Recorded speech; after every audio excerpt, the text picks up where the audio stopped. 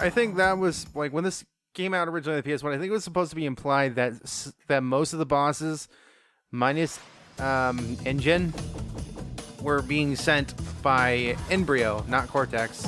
Engine, I believe it was supposed to be assumed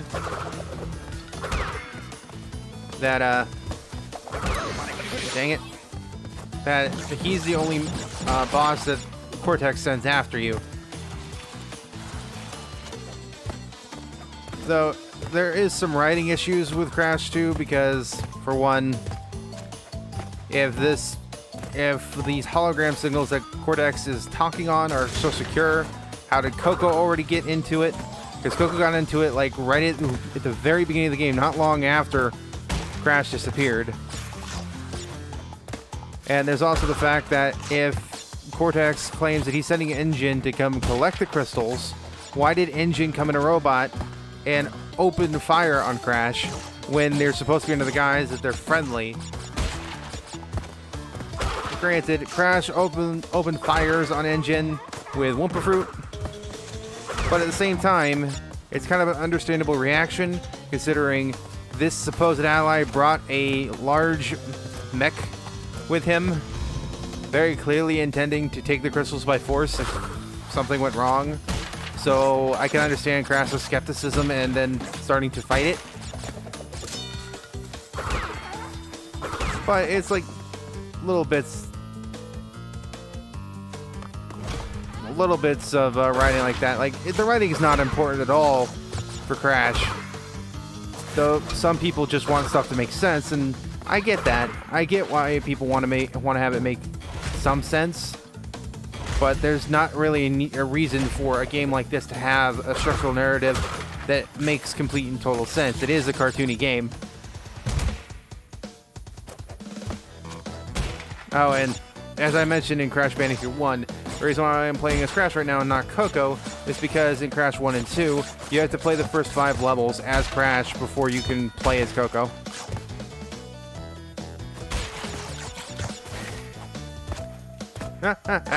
Shit, I hate ice. I hate ice physics.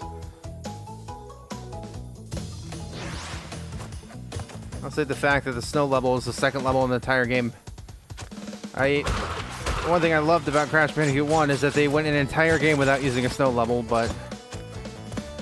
And then they would repeat that for Crash 3. Crash 3 doesn't have any snow levels besides Dingodile's boss fight.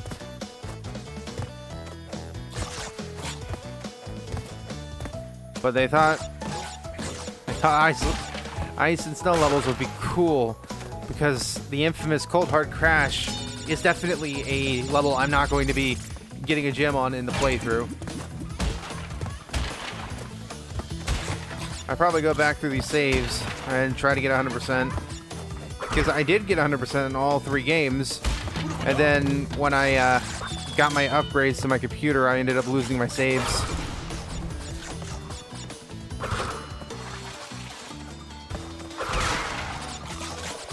Which made me upset, but then I got over it because each of the games are not very long.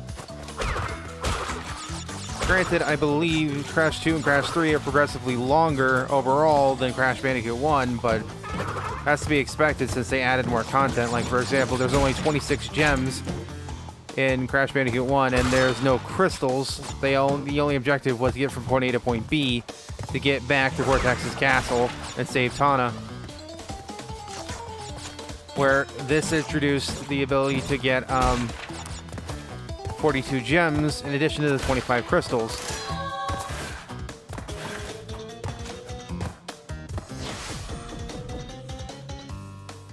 And again, all 3 games have relics, but relics are completely irrelevant in Crash 1 and Crash 2 because they only add to your percentage total after 100%. Like, I believe you can get up to 107% in both Crash 1 and Crash 2, and you can get up to 114% in Crash 3. The red gem is in a secret level, which I may or may not show off, which is why I only got the clear gem. Hang 8.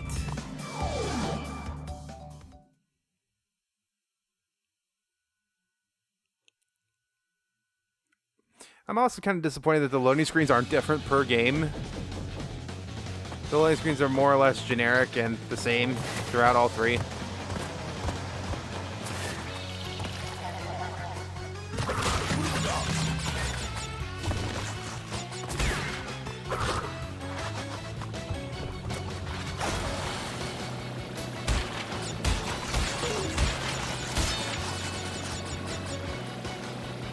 We're not gonna go for the time gem right now.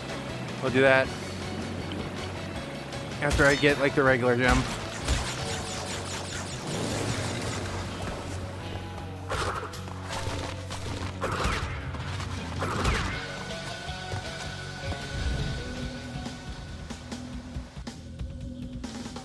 We got the bonus level.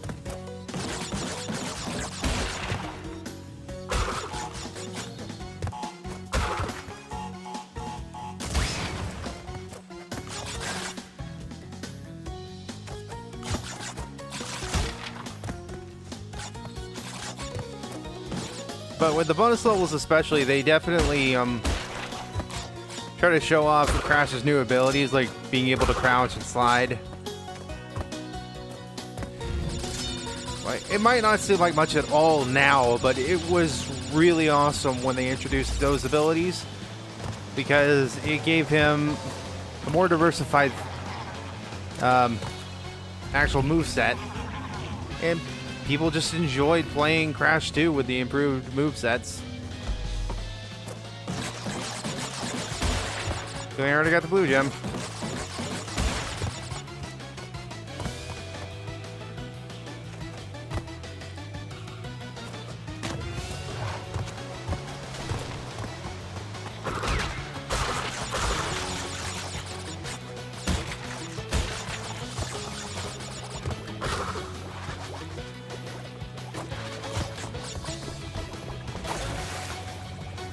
Never like the nitro boxes because they are very random with how high they jump up.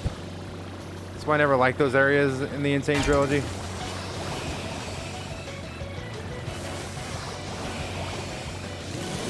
I have to go back here and get the invisible boxes.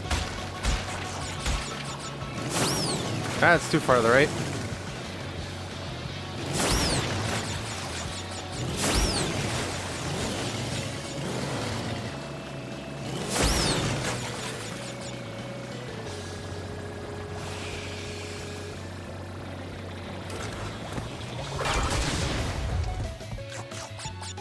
And I like how they have two piranha plants back there, but I'm pretty sure it was debunked that there's literally nothing back there. They put those there to probably entice the player to figure out a way to get there, only to be rewarded with nothing.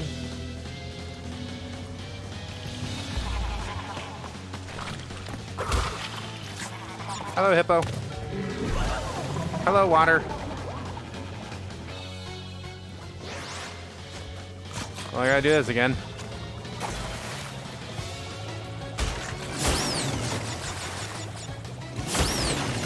Probably a small enough gap where I could just, you know, do what I was doing with the things that go underwater. Basically, I was using a partial speedrun strat. I don't like speedrunning, but I do enjoy it when I know how to do shortcuts.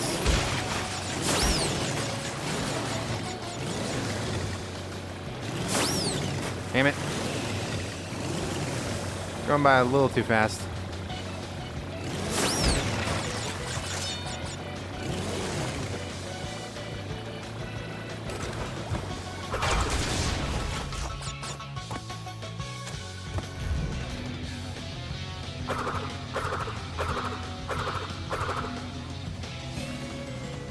And I'm aware that I say that the game is not that hard, yet I die a lot.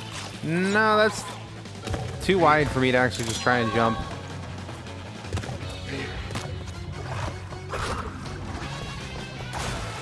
That's a 7 out of 74.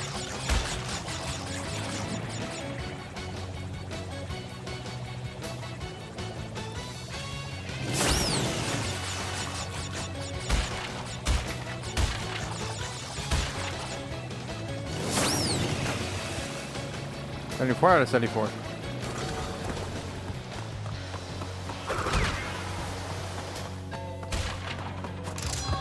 Aha!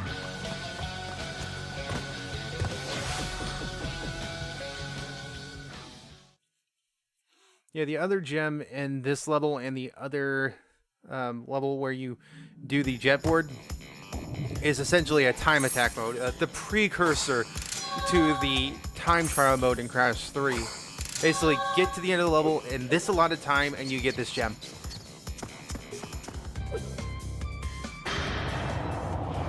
I'm being talked to again. 3 crystals. Not bad. I see you are getting the hang of it. I need to conserve power. I will communicate with you again after you retrieve the 5th crystal.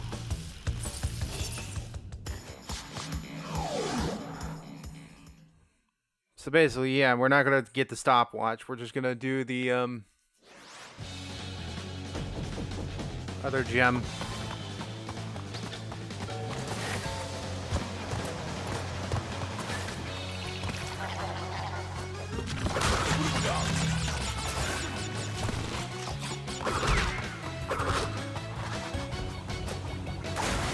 Here we got about a minute.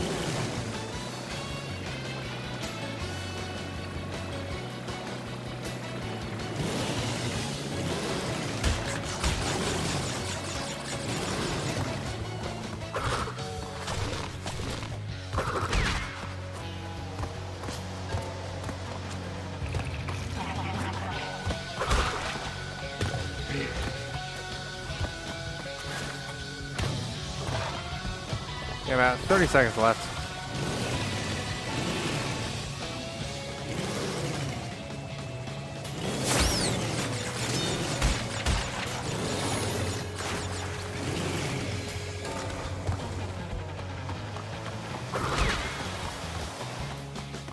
Ten seconds. See, when you speed through it like that, the level is not long at all. If you don't include the bonus path and the blue gem path, it's not that long at all. Which is why they put the timer there. I probably would have been even faster if I had taken all the speedrun shortcuts. Like constantly sliding and trying to slide jump everywhere.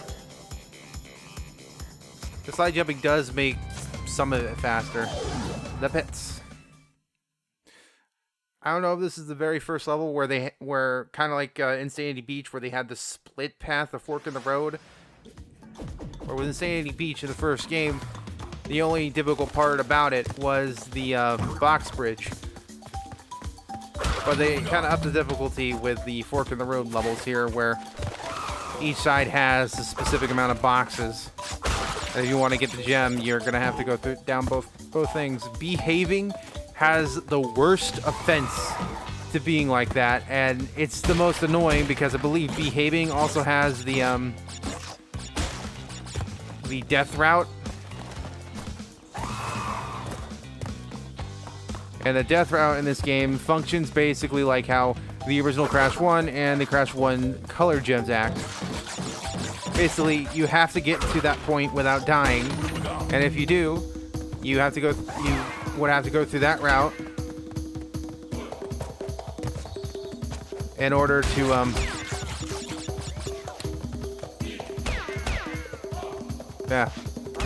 in order to get a gem.